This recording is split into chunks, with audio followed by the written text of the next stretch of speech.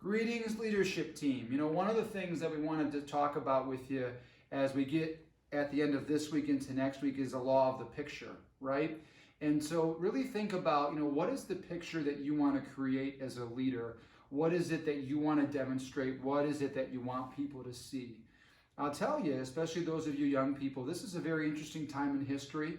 As I mentioned to you last week, in my life, I've seen bits and pieces of this, but this is different. This is a different opportunity, different experience, and it's a time for you to really turn inward and what is it that you want people to see from you, and are you going to be one that rises above the challenges or one that curls up in the face of them? And so think about the picture that you want to present to others. It's really important. As a leader, it's up to us to take those steps and set the example for others, right?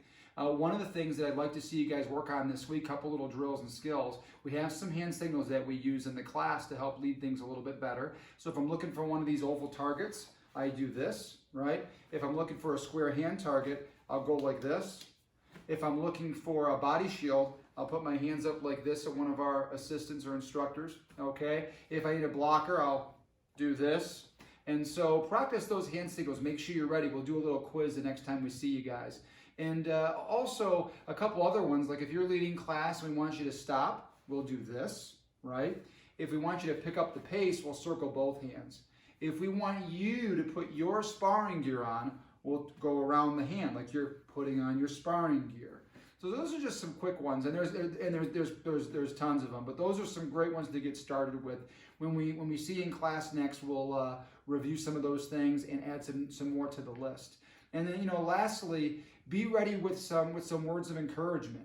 This is really important right now that we all work together. And so when you're out there in class and you're working with others, words of encouragement are important.